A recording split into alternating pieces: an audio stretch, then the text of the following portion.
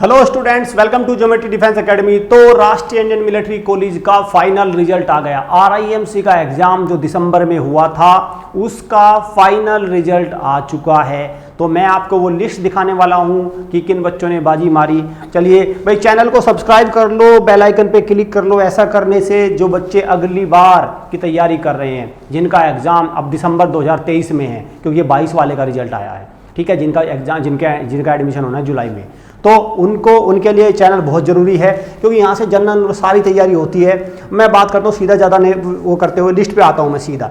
तो देखो भाई, ये है लिस्ट, ठीक। अगर आप देखो तो all India merit list boys RIMC entrance December 2022 for the term commencing जुलाई।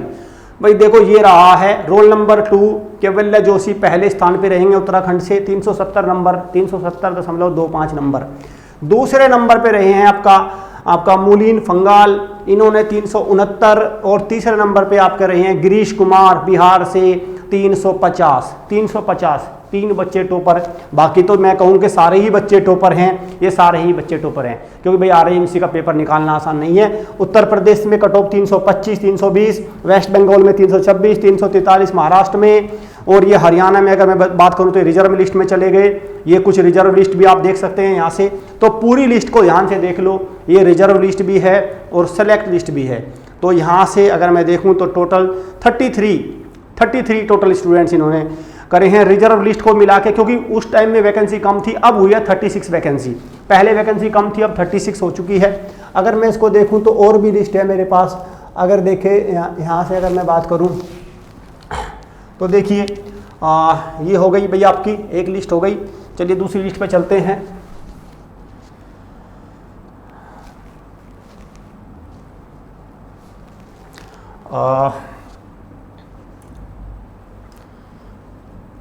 एक ये बॉयज़ की लिस्ट हो गई, अब हम गर्ल्स की लिस्ट पे चलते हैं।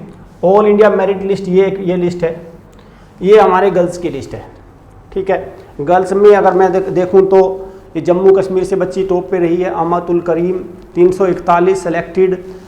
हंसिका ये रिजर्व में आ गई उत्तराखंड से। यूपी में 323 से, ठीक है भाई, 323 से सेलेक्टेड हुए हैं। बिहार से 285 पे रिजर्व, 200। गुजरात में 276 पे सेलेक्ट है।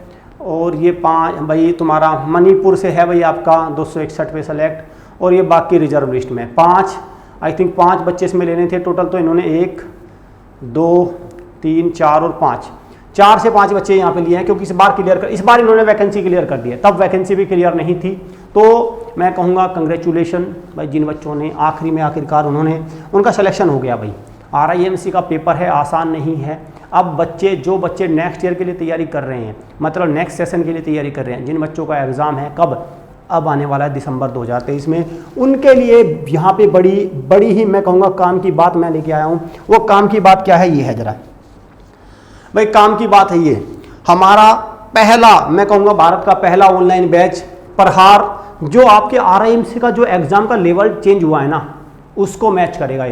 ये उसको मैच करेगा। प्रहार बैच है, ऑनलाइन बैच है, टफ बैच है, टफ लेवल के हिसाब से बैच है ये। क्योंकि अब तक क्या था, पहली बार आरआईएमसी ने अपना जो एग्ज़ाम पैटर्न है वो चेंज किया, पूरी तरह से मैथ्स को बहुत टफ बना दिया। मैथ्स में रीजनिंग वगैरह भी इंट्रोड्यूस कर दी, जीके में तो पूरा लगभग मैं कहूँगा तो खेल कर दिया। जहाँ मैथ्स स्कोरिंग होता था बच्चे आराम से निकाल लेते थे, लेकिन अब उसमें खेल हो गया है। तो ऐसे में प्रहार बैच ये सबसे बड़ा वार होगा। ऑनलाइन बैच है, घर से ही तैयारी करनी है।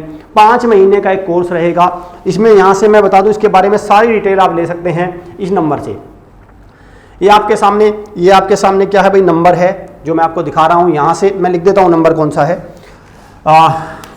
7088271111। इस नंबर को कॉल करो और यहाँ से इस बैच के बारे में पूरी इन्फॉर्मेशन लो। हमारे एजुकेशन काउंसलर आपको पूरा गाइड करेंगे कि कैसे आप इस प्रहार बैच को ज्वाइन करेंगे। ध्यान रखना, ज़्यादा डिले मत करना, क्योंकि एग्ज़ाम के 5 ही महीने बचे हैं और इसमें कुछ स्कॉलरशिप वगैरह का भी प्रोग्राम है, वो कैसे है वो सारी डिटेलिंग आपको यहाँ से मिलेगी। सो वंस अगेन कंग्रेचुलेशन जिन बच्चों का फाइनली सिलेक्शन हो गया भाई। बहुत खुशी की बात है, पेरेंट्स बहुत खुश होंगे, क्योंकि देखो बहुत बड़ा एग्जाम होता है, इतना आसानी से सिलेक्शन नहीं होता। और पूरे भारत में से अगर मैं कहूँ 36 और 5 41 बच्चे ही टोटल होने हैं पूरे भारत से, एक राज्य के हिसाब से एक बच्चा मान के आप चलिए। So congratulation, thank you students.